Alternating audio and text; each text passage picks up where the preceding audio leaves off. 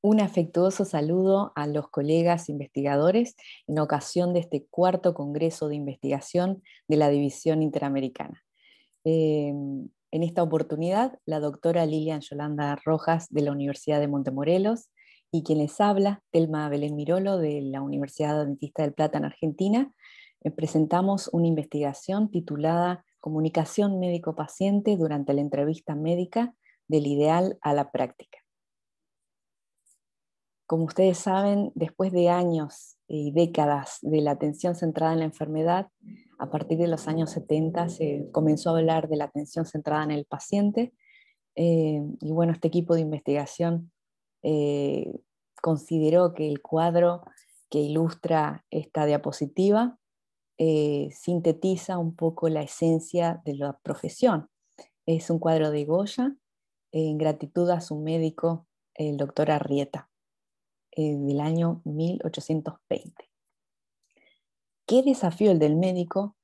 Y lo sintetiza perfectamente Albert Schweitzer cuando dice: un buen médico debe escuchar como sacerdote, razonar como científico, actuar como héroe y hablar como una persona normal. Nuestra pregunta de investigación es: ¿cuáles son las competencias para la comunicación médico-paciente requeridas en el campo profesional de la medicina? Y nuestro objetivo es desarrollar un instrumento guía acerca de la comunicación en la entrevista médica, ya sea presencial o virtual, aplicado a médicos y residentes. Nos interesa adentrarnos en el cómo de la práctica. La metodología es análisis de contenido de bibliografía especializada, consulta a expertos y observación en el campo. Nuestra caracterización de investigación sería cualitativa descriptiva. Se detectaron algunas áreas a desarrollar en la formación médica y estas tienen que ver con un equilibrio entre las habilidades duras y blandas, así como una visión holística, una sistematicidad con una visión integral de la comunicación médico-paciente durante la formación médica. Así también una formación intencionada en comunicación en el plan de estudios, o sea, que se visualice en el plan de estudios, y el desarrollo de la empatía. La entrevista médico-paciente tiene unas etapas y sigue un protocolo. En la entrevista comienza como el inicio de la sesión, recopilación de información del paciente, explicación al paciente del tratamiento o de los procedimientos y finalmente un cierre de sesión. Durante la entrevista, por la cual seguramente todos hemos pasado, el médico tiene el desafío de proporcionar una estructura lógica y natural, o sea, avanzar en las etapas utilizando enunciados, estar atento a los tiempos, en el examen físico explicar el proceso y pedir permiso, y seguir una secuencia lógica. Así también, durante la entrevista, es sumamente importante construir una relación con el paciente a través del uso del lenguaje apropiado, verbal y no verbal, tomar nota sin interrumpir el diálogo, aceptar el punto de vista sin juzgar al paciente, reconocer y verbalizar las emociones del paciente, brindar apoyo y hacer partícipe al paciente en la toma de decisiones. En cuanto a las habilidades de expresión, se encontraron que es importante favorecer la expresión facial, mostrar porte y aspecto profesional, saludar al paciente, presentarse, introducir la entrevista, adecuar el lenguaje al nivel cultural del paciente, usar lenguaje no vulgar, utilizar preguntas abiertas y oportunas, demostrar respeto por el paciente como persona, interrumpir al paciente cuando es necesario y realizar gesticulaciones apropiadas, mantener una postura correcta al sentarse, utilizar un tono de voz adecuado, regular el tiempo de la duración de la entrevista, indagar sobre dudas y expectativas. Algunas cuestiones están súper internalizadas y se hacen de manera súper natural, y otras, bueno, requieren un poco más de de esfuerzo de parte del médico, ¿no? En cuanto a las habilidades de observación, bueno, se encontró que es importante que tener la competencia de observar al paciente con atención mientras conversan, observar el entorno del paciente, identificar los estados de ánimo del paciente y actuar en consecuencia. En cuanto a las habilidades propias de una relación empática, explorar aspectos psicosociales del paciente, mantener un estilo comunicativo dialógico, propiciar el acercamiento afectivo y mostrar interés y preocupación real por los problemas del paciente. A veces en el afán de seguir el protocolo, como que uno tiene endurecidos estos aspectos. Bueno, el aporte de la simulación clínica es sumamente valioso, ya que brinda una plataforma que permite el desarrollo de habilidades para la comunicación clínica. Promociona un feedback personalizado durante el ensayo con pacientes simulados bajo la supervisión y observación directa. La simulación clínica en la formación es fundamental. Bueno, vamos a rescatar también la importancia y el enorme aporte que hizo la guía Calgary-Cambridge, la cual tiene estos 5 objetivos.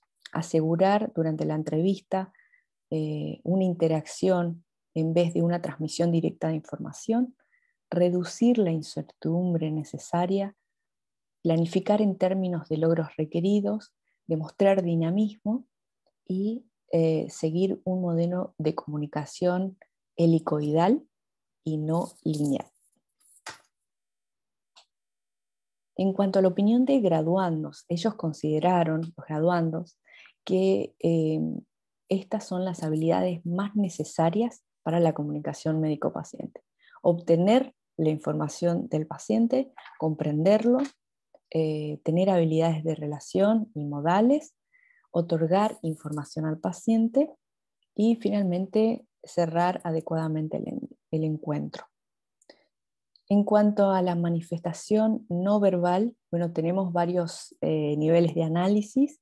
La kinesia, que consiste en gestos y movimientos corporales, el paralenguaje, que hace alusión a la forma en que se dicen las cosas, proxemia, que es el uso del espacio social y personal, factores ambientales, el consultorio, cómo está compuesto el ambiente, la luz, todos aquellos factores, y la percepción del uso del tiempo.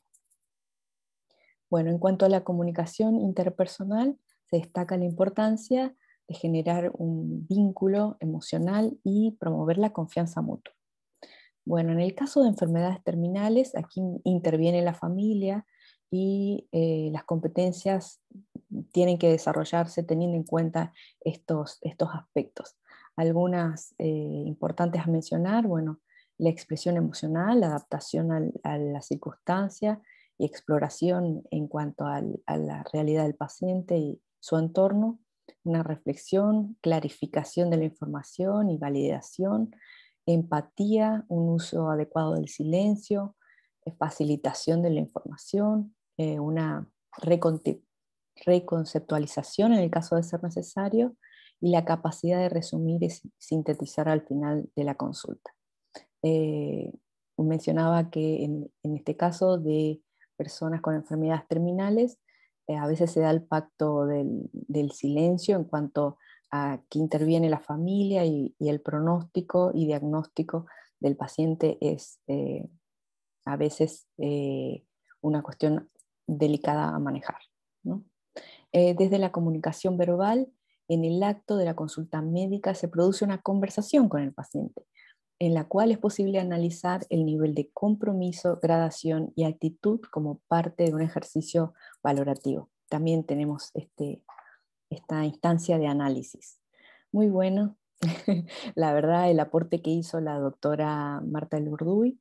Ella se sentó en los pasillos de una institución de salud y recogió qué es lo que más valoran los pacientes de su médico, y bueno, sintetiza en este cuadro colorido. Dice, una actitud sensible al paciente y su entorno, la claridad de la información, sensibilidad e interés por el paciente, adaptabilidad a todos los aspectos del paciente, una visión holística del paciente, amabilidad en cuanto a mostrar simpatía, empatía, respeto, autoconfianza, escucha activa, asertividad, honestidad, competencia técnica, apertura de mente, paciencia, tranquilidad y humildad.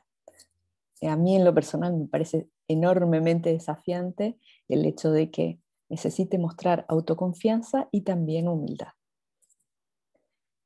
Muy bien, una investigación realizada sobre quejas recogió que de lo que más se quejan los pacientes en torno a la comunicación médico-paciente es precisamente de falta de comunicación, entrega de información disfuncional, falta de comprensión de la perspectiva del paciente y o su familia y descrédito del paciente o de su familia. Acerca de participar en la toma de decisiones. Algunos pacientes están interesados en conversar sobre sus tratamientos, lo que implicaría una mejora en la comunicación al permitir involucrarse en la toma de decisiones y además un compromiso mayor de parte del paciente en el proceso del tratamiento, ¿no? Desde la bioética, estar atento a que el paciente es un otro que acude al médico en busca de ayuda es importante. Y negarse sería una conducta no ética. Por lo tanto, es fundamental el hecho de reflexionar frente a un paciente que sufre eh, y se convierte en uno de los mayores desafíos para el médico. Muy bien, a continuación lo que van a ver es una categorización de todos aquellos aspectos que se encontraron valiosos, importantes y relevantes en cuanto a la comunicación médica y algunas preguntas que se elaboraron para esta guía y exploración respecto al cómo se hace en la práctica médica, ¿no? Entonces, se le van a hacer preguntas respecto a la formación durante la carrera de medicina, el desarrollo de habilidades interpersonales y comunicacionales, eh, si hubo ensayo con pacientes simulados, cómo fue su experiencia, y en cuanto a la formación técnica también. En cuanto a la comunicación en el entorno laboral, cómo se practica la comunicación con colegas y con la familia del paciente, lo cual es un gran desafío. En cuanto a construir una relación, se desarrollaron preguntas respecto a los siguientes aspectos: el vínculo emocional, empatía, cercanía, función afectiva de la comunicación, trato amable, simpatía, escucha activa, atención completa al momento presente, observación, respeto al paciente como persona, identificación de estados de ánimo del paciente y actuación en consecuencia, estilo comunicativo dialógico, interacción en lugar de una transmisión directa, capacidad de generar confianza, capacidad de generar cooperación, adaptabilidad a todos los aspectos del paciente, autoconfianza, transmisión de seguridad, competencia técnica al mostrar conocimientos suficientes y asumir un rol de experto, y humildad. Finalmente, respecto a la comunicación verbal, se desarrollaron preguntas respecto a lenguaje no vulgar, el tono de voz adecuado.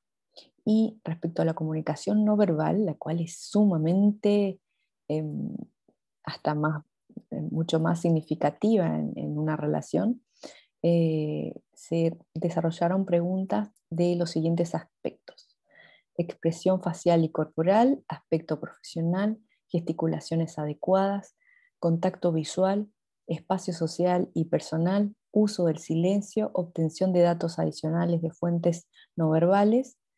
eh, y bueno, finalmente vamos a abordar el tema de la estructura de la entrevista, y aquí se hacen cuestionamientos sobre cómo es la práctica en la entrevista. Interrupción al paciente en el caso de ser necesario, realización de una agenda o lista de temas para la entrevista, indicando el tiempo disponible. Estas son cuestiones que que son ideales, pero nos interesa saber cómo se hace en la práctica. Dinamismo de la entrevista, regulación del término y del tiempo de duración de la entrevista. En cuanto al inicio de la entrevista, el saludo al paciente, presentación y aclaración del rol y obtención de consentimiento si es necesario, utilización del nombre del paciente, introducción a la entrevista, realización de preguntas abiertas y oportunas, indagación sobre dudas y expectativas, reducción de la incertidumbre, planificación de la entrevista en términos de logros requeridos, reunión de información del paciente, descripción de los síntomas con la finalidad de comprender los síntomas, historia emocional, facilitación de una libre narración, entorno del paciente, interés y preocupación real por los problemas del paciente, visión holística del paciente. Pasamos a la etapa de explicación y planeación. Se hacen preguntas en torno a la cantidad y calidad de la información, claridad de información y veracidad de la información. En cuanto al examen físico, se realizan preguntas en cuanto a la explicación del proceso y solicitud de permiso, paciencia en cuanto a la actuación sin apresuramiento, tranquilidad en el acercamiento al paciente y su entorno. Y en cuanto al cierre de la entrevista, se realizaron preguntas en torno a la práctica de la escritura de notas de manera que no interfiera en la relación, apertura de mente, eh, presentar diferentes alternativas de actuación al paciente, síntesis al final de la entrevista, momento y modo de comunicación de un diálogo, participación del paciente en la toma de decisiones y despedida del paciente. Muy bien, vamos a recordar, como dicen especialistas de simulación clínica, que todo acto de comunicación es un acto de aprendizaje. Y la comunicación es intrínseca a la práctica médica, por lo tanto, mientras un médico y un paciente estén en un consultorio, siempre hay una situación de aprendizaje. Así que de esta manera nos despedimos. La doctora Lilian Rojas de la Universidad de Montemorelos en México y Telma Mirolo de la Universidad Adventista del Plata en Argentina.